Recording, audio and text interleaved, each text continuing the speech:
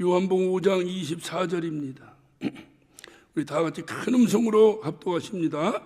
내가 진실로 진실로 너에게 이르노니 내 말을 듣고 또 나 보내신 이를 믿는 자는 영생을 얻었고 심판에 이르지 아니하나니 사망에서 생명으로 옮겼느니라. 아멘. 주님 말씀은 진리인 줄로 믿습니까? 그분이 하신 말씀은 어떤 말씀이든지 진리입니다. 그런데 그 진리이신 그 말씀 앞에 진실로 진실로 하고 반복했을 때는 얼마나 진리겠어요. 못 알아듣는데 주님 말씀이 진리죠. 어떤 사람은 주님 말씀이 진리인데 그래서 성경을 안 본다는 거예요. 질려가지고 질려서. 주님 말씀이 진리입니다. 그런데 이 진리의 말씀 앞에 주님이 뭐라고 말씀하시는 거예요? 그냥 말씀하셔도 진리인 말씀인데 진실로 진실로 했을 때는 얼마나 중요한 말씀이냐 그 말이에요. 그러니까 오늘 굉장히 중요한 말씀이 선포되는 거예요. 바울이 로마서를 기록하면서 로마서를 기록했던 중요한 바울의 그 심정적 목적이 있었습니다. 그건 뭐냐면 이 로마 교회에다가 로마서 1장 15절에 내가 할 수만 있으면, 그러니까 할 수만 있으면 이게 무슨 뜻이겠어요? 얼마나 간절한 마음이 그에게 있었겠어요? 할 수만 있으면 내가 너에게 복음 전하기를 원하노라 그랬어요. 복음은 누구에게 전하는 거예요? 믿는 자에게, 안 믿는 자에게? 안 믿는 자에게 전하는 건데 지금 로마서는 누구에게 쓴 거예요? 크게 대답해 달라니까. 누구에게 쓴 거예요? 로마 교인들에게 쓴 거예요. 그럼 로마 교인들은 믿는 사람이야, 안 믿는 사람이야? 믿는 사람이야. 안 믿는 사람한테 무슨 할 수만 있으면 너에게 복음 전하기를 원한다. 이해가 됩니까? 바울이 그것도 저처럼 얼철철한 목사가 얘기했으면 뭔가 총기가 떨어져 가지고 엉뚱한 소리 한다고 말해도 돼요. 예수님처럼 바울처럼 그렇게는 살 수 없을까? 우리의 롤모델 중에 롤모델인 사도 바울이 로마 교회를 향해서 뭐라고 말했다고요? 할 수만 있으면 내가 너에게 뭐 하게? 복음 전하기를 원한다는 거예요. 그런데 이 사람들은 예수 믿는 사람들이거든요. 여러분 로마서를 좀 보면요, 로마서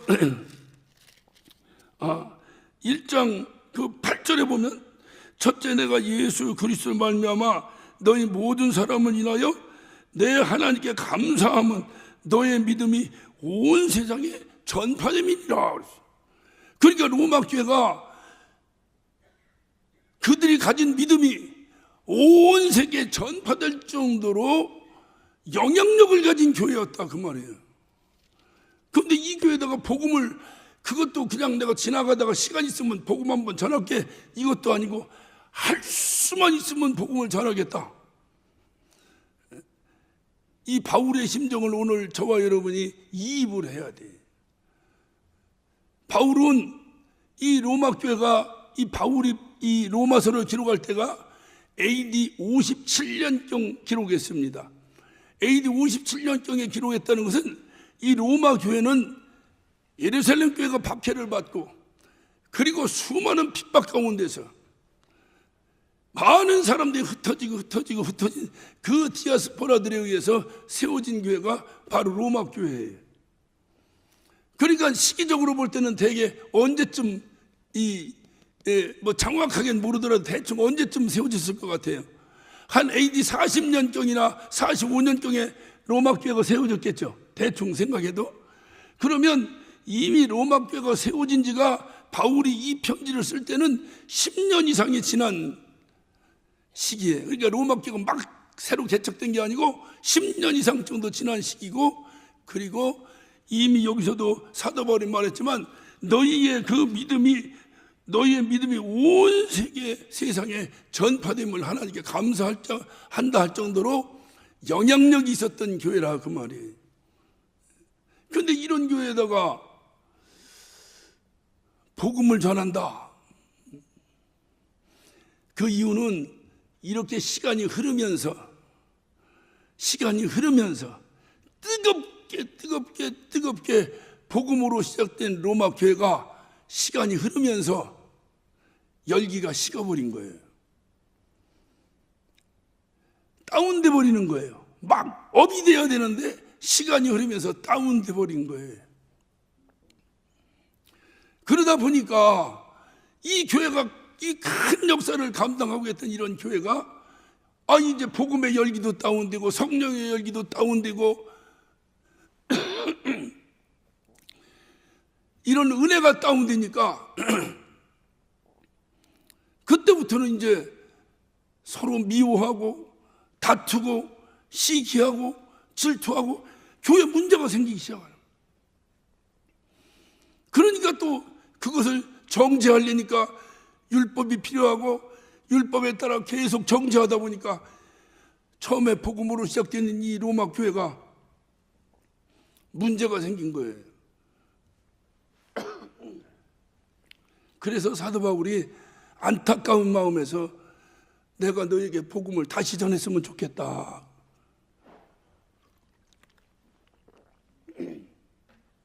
저는 설교하면서 물을 안 먹는 사람인데 이걸 황수재 목사님만 물 먹는데 저도 좀 먹어가며 하겠습니다. 오늘만 용서해줘야 되는데 다음부터 이제 열심히 기도해서 목상 나서가지고 산에 서겠습니다. 그러니까 이게 10여 년이 지나면서 사람들이 깔아앉아 버린 거예요. 믿음도 깔아앉아 버리고 복음이라는 게 뭐예요? 나는 죽을 수밖에 없는데 예수 그리스도의 은혜로 영원한 삶을 얻었다. 그러니까 우리 예수 믿고 천국 가자. 기본적인 이 복음인데 이것이 바로 뭐냐? 이것이 하나님이 우리에게 주신 은혜인데 이 은혜가 사라져 버린 거예요. 그래서 사도 바울이 다시 복음을 전하기를 원한다. 저는 우리 교회가 참 훌륭한 일을 많이 해왔습니다. 어찌 보면 전 세계적으로 영향력을 끼쳤던 교회였고 또 우리가 최근에 지내오는 모든 삶 가운데서도 우리는 우리 자신이 스스로 생각할 때는 참 힘들고 어려운 세월 속에서도 믿음을 지킨 그런 교회입니다. 중요한 것은 언제부턴가 영적으로 하던 것이 약간 조금 많이 말고 조금 뭔가 좀 다운돼 가는 것은 아닌가 하는 염려들을 많은 분들이 하셔요. 교회는 뭐냐? 교회는 전도하고 교회는 기도하고 교회는 힘있게 찬양하고 교회는 날마다 나와서 기쁘고 웃음소리가 끊이지 않아야 되는데 환경이니만큼 그럴 수도 있지만은 교회가 많이 다운돼 있어요. 그러니까 섣불리 좀 실수 한번 해도 큰 데미지를 받게 되는 그런 형편이 돼버렸어요. 근데 제가 지난주인가 이번 주인가 뭐 이제 시간도 까물까물하네. 우리 권사님들이 모여가지고 전도를 한다는 거예요. 건빵을 봉지에 담아가지고 전도한다는 거예요. 저는 그 소리에 드디어 우리 본당이 살아나기 시작하는구나. 교회는 움직여야 된다는 말이에요. 움직여야 살아나는구나. 옷가리나를 불어가지고 전도한다는 거예요.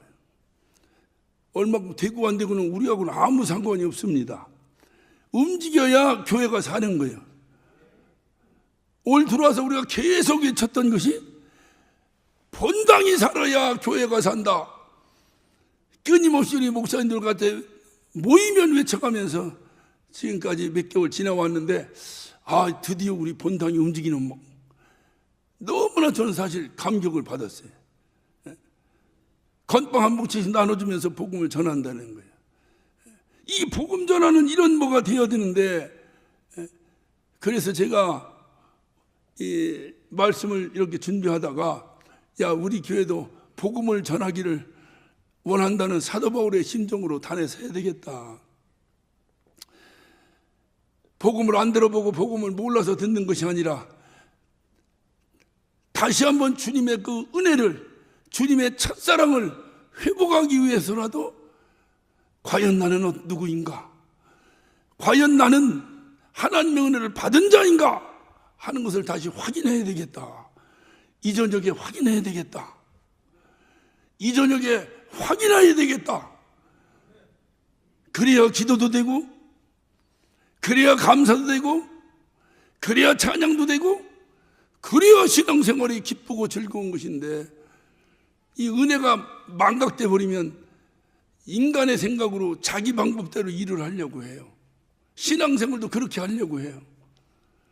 그러다 보면 누가 협조 안 하고 나만 하는 것 같으면 짜증나기도 하고, 또 내 생각대로 안 되면 또 실망하기도 하고. 오늘 여러분이 이 말씀을 요한복음 5장 24절 이 말씀을 잘 보면 내가 진실로 진실로 너에게 이르노니 내 말을 듣고 또 내 보내신 이를 믿는 자는 영생을 얻었고 심판에 이르지 아니하려니 사망에서 생명으로 옮겼느니라. 명의가 있어요. 명의. 이 세상에 명의가 있는데, 이 명의는 뭐가 명의냐? 진단을 잘하는 거예요. 딱 보기만 하면 벌써 알아. 옛날 이조 시대 때만 해도 명의들이 있었어요. 이 명의들은 여자 팔목에 명주실만 묶어갖고 딱 당겨가지고 저쪽에서 딱 잡아도 임신 딱 알아내. 이 명의야, 명의. 이거 줄만 잡아도. 그러니까 의사는 진단하고 처방하는 사람이 의사입니다. 병일수록 정확하게 진단하고 정확하게 처방을 합니다. 하나님은 우리를 만드셨기 때문에 나보다도 나를 더 잘하시는 분인 거예요. 이 사실을 믿으시면 아멘 하시기 바랍니다. 주님은 마태복음 10장 30절에도 우리의 머리카락조차도 세신 분이시라는 거예요. 여러분 머리카락 몇 개인지 알아요? 모르잖아요. 그냥 말하는 사람 임자요? 내가 100만 개 있다고 해도 여러분이 시비 걸 사람 한 사람도 없어요. 누가 와서 시겠어? 뭐 하겠어? 어제는 100만 개였는데 밤새 자면서 머리카락이 빠져요, 안 빠져요? 수두룩이 빠져요. 청소기, 여러분 청소기 밀고 나중에 청소기 이걸 청소하려고 뜯어봐요. 모르게도 한 90%는 머리카락이에요. 빠지는데 몇 개가 빠졌는데 우리는 모르는데, 우리 하나님은 그걸 다 아시기 때문에 다 쉬신다는 거예요.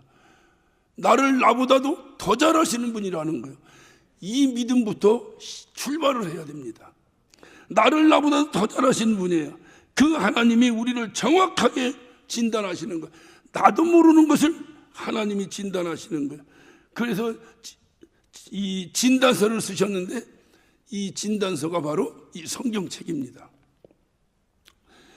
진단 결과 인간은 어떤 자냐? 바로 저주받고 멸망당하고 죽을 수밖에 없는 죄인이다.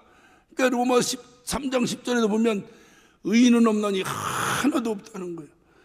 하나님이 진단하실 때, 사람이 볼 때는 좀 착한 사람이 있고 악한 사람이 있고 선한 사람이 있고 뭐한 사람이 있고 구별할지 모르지만 하나님이 진단했어요. 나를 나보다 더 잘하시는 하나님이 진단하시기를 의인은 없나니 하나도 없다. 하나도 없다. 그래서 하나님이 처방을 내리셨어요. 의인은 누구냐? 의인은 없나니 하나도 없다니까 다 죄인이라는 거예요.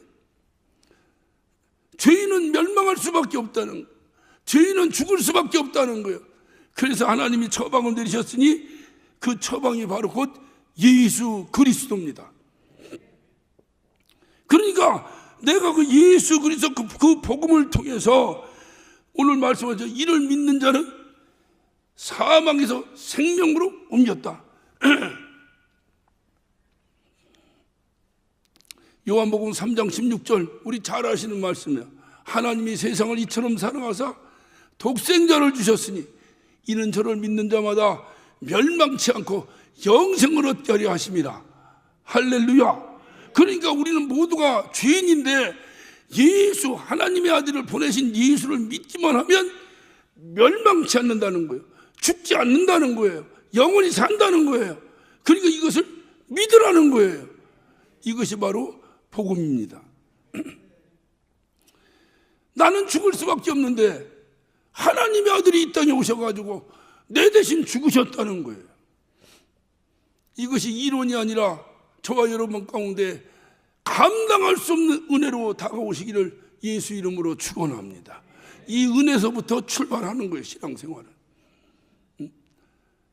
이것이 시간이 흐르면서 그 은혜가, 내가 처음에 주님 만났을 때 그 감당할 수 없어 찬양을 한마디를 불러도 눈물 없이는 찬양을 불러보지 못했는데 세월이 흐르면서 눈물도 메말라가고 감정도 메말라가고 완전히 마른 막대기처럼 변해버렸어요. 심령이 칼칼합니다. 거기에 무슨 하나님의 은혜가 나오고, 거기에서 무슨 은혜로운 찬양이 나오고, 거기에 무슨 믿음의 기도가 나오고, 거기에 무슨 하나님의 감사가 나오겠습니까? 그래서 믿으라는 거예요. 하나님이 진단하시니 모두가 죄인인데 나를 믿으면 산다는 것입니다. 그런데 왜 사람들이 안 믿을까요? 왜 안 믿을까요? 여러분 예수 믿으십니까? 믿으십니까? 예수가 어떤 분이신데 여러분의 기도를 들어주시는 분임을 믿으십니까? 그런데 왜 안 합니까? 기도를. 예수가 어떤 분이신데, 예수가 하나님의 아들이신데 정말 그분이 나를 영원한 생명을 주신 분이라는 사실을 믿으십니까? 실질적으로 그것이 나의 삶에 어떤 영향력을 끼치고 있느냐 그 말이에요. 그러니까 이론과 실제가 좀 안 맞는 거예요. 그래서 우리가 회개하는 것은 바로 이것을 회개하는 거예요. 이론으로는 알아요. 내가 입술로는 무슨 얘기인지 알아요. 근데 내 삶에서 정말로 내가 지금 예수를 믿고 있는가? 정말로 예수를 믿는다면 그분은 나보다 나를 더 잘하시는 분인데 그분을 의지하지 않냐고 내 마음대로 사람을 살아왔다면 과연 나는 예수 믿는다고 말할 수 있겠는가? 왜 안 믿는 거예요? 안 믿는 이유는 여러 이유를 표현할 수 있겠지만 오늘 이 말씀에 의해서 표현하자면 하나님의 진단을 믿지 않기 때문에 안 믿는 거예요. 우리가 병원에 가서 의사가 당신 무슨 병입니다. 그것을 딱 믿어야 그 다음에 의사가 먹으라는 약도 먹고 하는데 뭐 쓸데없이 내가 아프지도 않는데 나보고 아프 이래버리면 그 의사가 진단해 준 것을 따르겠습니까? 우리가 하나님의 말씀대로 예수 그리스도를 믿음으로 영원한 생명을 얻는다고 하는 이 진단을, 이 처방을 따르지 않는 이유가 뭐냐 이 말이에요. 그것은 하나님의 진단을 믿지 않기 때문에 그래요. 그래서 믿지 않는 것을 요한복음 16장 9절에는 죄에 대하라면 너희가 나를 믿지 아니하미요. 믿지 않는 거예요. 믿지 않는 거예요. 그게 죄라는 거예요. 그 죄의 싹은 뭐냐? 사망이라는 거예요. 사망. 우리가 이 세상 살면서 가장 무서운 질병이라고 하면 흔히 암이라고 말합니다. 암이 왜 두려운가요? 암이 왜 무서운 질병일까요? 이유는 한 가지예요. 그건 뭐냐면 자각 증세가 없다는 거예요. 그러니까 나에게 자각 증세가 나타나는 순간 우프 하고 병원 가면 이미 많이 진행된 상태가 돼요. 그래서 암을 이 어떤 뭐랄까 이 조속지 잘 고치려면 정기검진을 잘 받아라 의사들이. 그냥 내가 증세가 없을 때도 가서 검사 받아보고 이렇게 해서 만약에 종합검진 하는데 암이 발견된다, 이 사람은 100% 고친다는 거예요. 근데 배가 아파요, 뭐가 어때요, 가버리면 이때부터는 정도의 차이는 있을지 모르지만 많이 진행된 상태라는 거예요. 암이 왜 무서우냐? 이렇게 자각증세가 없어요. 자각증세가. 우리가 이 땅에서 예수 안 믿고 이 땅에서 죄를 짓고 죄인으로 살든 의인으로 살든 별 차이 없이 자각증세가 없기 때문에 죄가 무서운 거예요. 죄 짓는 사람은 갑자기 빨간색으로 변해버리고 의로운 사람은 하얀색이고 확 구별될 것 같으면 누구나 죄 짓고 살 사람이 어디 있겠어요? 자각증세가 없다는 거예요. 누가 그래 하도 막 갑자기 암이라고 하니까 병원에서 갑자기 암이라고 하니까 낙심이 된 거예요. 아니 나는 몰랐는데 전혀 어제도 밥 잘 먹었는데 그게 자각증세가 없다니까요. 자각증세가. 그런데 암인 거예요. 많이 진행이 됐습니다. 그래 하나님께 물었대. 하나님은 아셨어요? 나도 몰랐는데 하나님 아셨어. 하나님도 몰랐죠? 그때 하나님이 암 그러더래요. 그래서 그때부터 암이라고 됐대 이름이. 자각증세가 없어요. 그래서 이게 힘들고 어려운 거예요. 마찬가지로 인간에게서 가장 무서운 병이 있다면 바로 죄입니다. 그런데 이 땅에 사는 동안에 자각증세가 없어요. 그러나 죄의 삭은 사망입니다. 반드시 죽습니다. 그래서 이 죄가 무서운 거예요. 그러나 주님의 진단을 믿고 처방을 받아들인 사람은 영원히 산다 하는 것을 주님이 오늘 우리에게 약속해 주신 줄로 믿습니다. 사람은 영과 혼과 육으로 되어 있어요. 육체가 있기 때문에 세상과 교제하고 살아갑니다. 혼이 있기 때문에 우리가 인격을 갖추고 살아갑니다. 영이 있기 때문에 하나님과 영원히 교제하고 살아갑니다. 그런데 하나님과 영원히 교제하는 이 영이 죽어버렸다는 거예요. 성경은 말합니다. 살리는 것은 영이니 육은 무익하다. 나를 살려내는 영이 죽었다는 거예요. 그래서 우리가 영원한 영생으로 영원한 삶을 살지 못하고 사망에 이르게 되었다는 겁니다. 그러므로 하나님의 처방인 예수를 믿고 살으라는 거예요. 할렐루야. 예수를 믿고 살으라는 겁니다. 예수 믿는다는 게 뭐예요? 교회 다니는 겁니까? 예수 믿는다는 게 뭐예요? 내가 이론적으로 믿는 게 아니에요. 정말로 그분을 내가 믿는다면 나의 삶에, 나의 신앙생활에 삶이 변화가 일어나는 거예요. 정말로 그분이 나를 나보다 더 잘하시는 분인가? 그것을 우리가 믿는다면 우리는 그분을 의지하지 않고 견딜 수가 없는 거예요. 사람들은 영원히 살기를 원합니다. 다 영원히 살기를 원한다고 해요.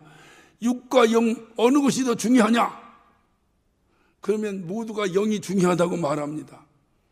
그런데 삶은 어떻게 살아갑니까? 육 중심으로 살아갑니다.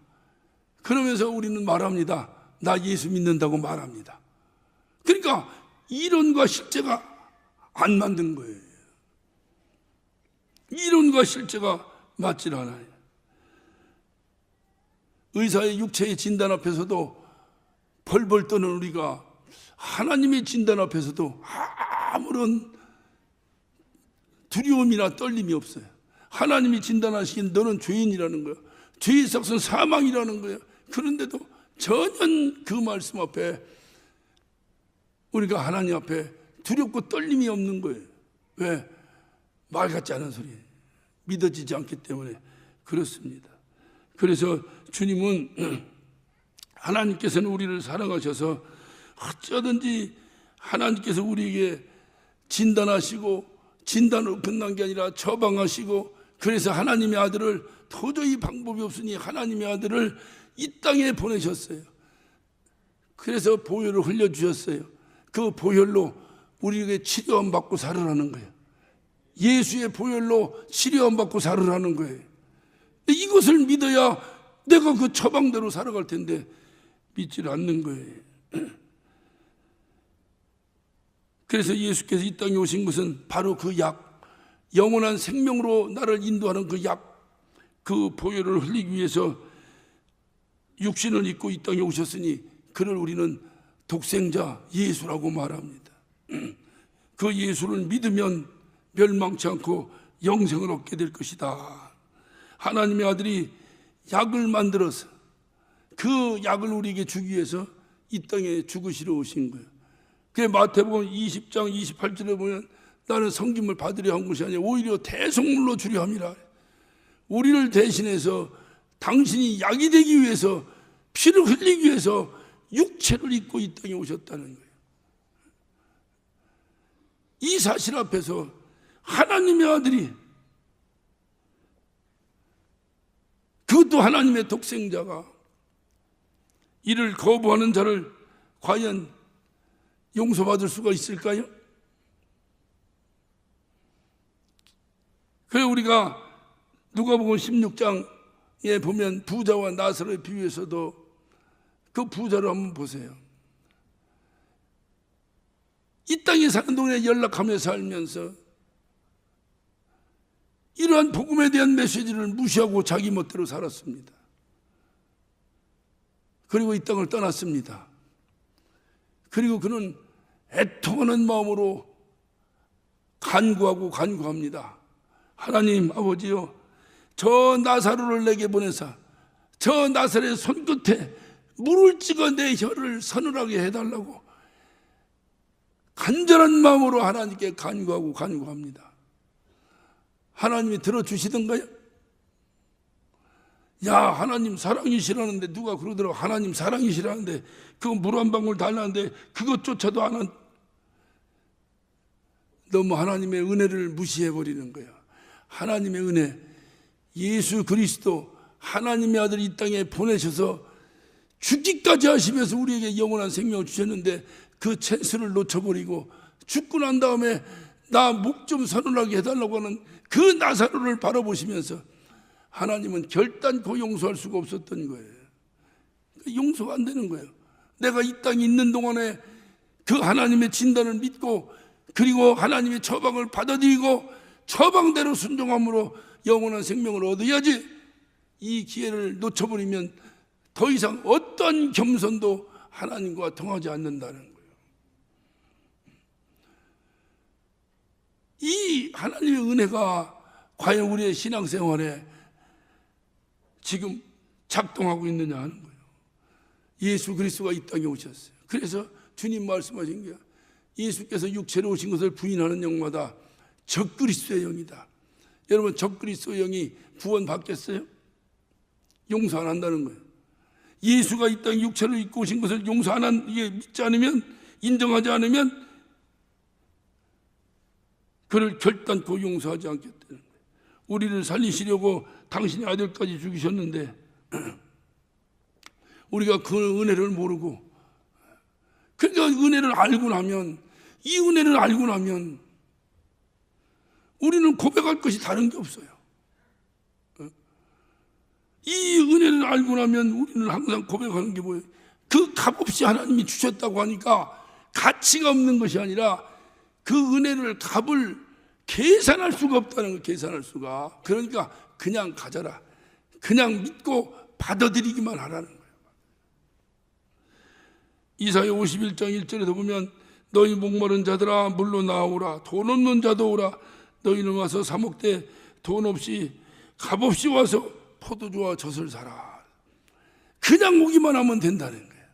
믿기만 하면 된다. 계시록 21장 6절에도 또 내게 말씀하시되 이루었도다. 나는 알파와 오메가요 처음과 나중이라.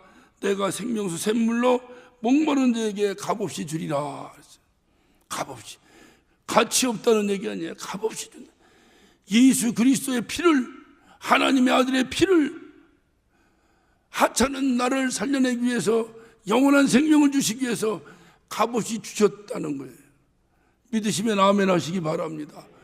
이 은혜 가운데서 오늘날 우리의 존재가 세워진 것입니다.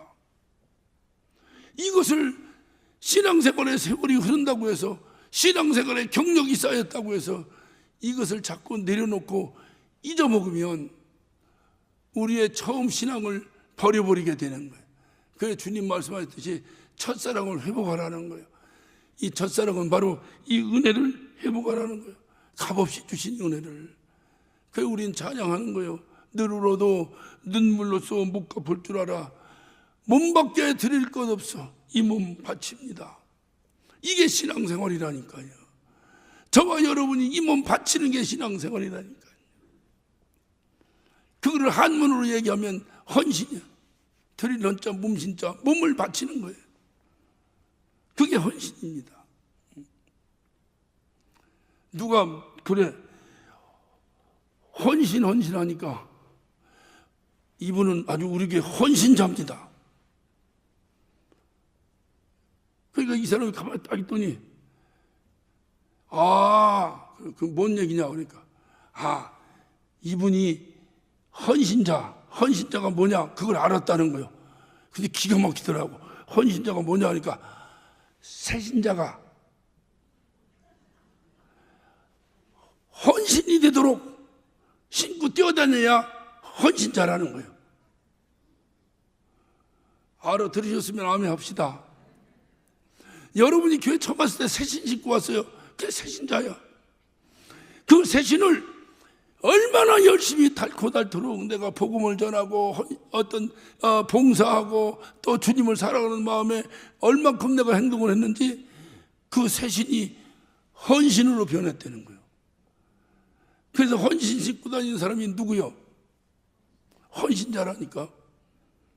그게 헌신자라는 거예요. 이게 주님의 사랑을 알고 주님의 은혜를 알고 내가 그 은혜를 더 이상 갚을 길이 없어. 더 이상 갚을 길이 없어. 그래서 내가 이 몸을 드립니다. 이런 고백밖에 죽을 수밖에 없는 나를 살려주셨으니 바로 당신이 바로 나의 주인입니다. 이런 고백 안에서 이루어지는 거예요. 그래서 우리는 그냥 감사하며 그냥 하나님께 감사하며 더 이상 뭐 우리가 할 길이 없으니 감사하면서 기쁨으로 심령이 힘들고 어려울 때마다 죽을 수밖에 없는 나를 주님이 살려주셨구나. 이 복음이 끊임없이 여러분의 삶을 지배하시기를 예수 이름으로 축원합니다.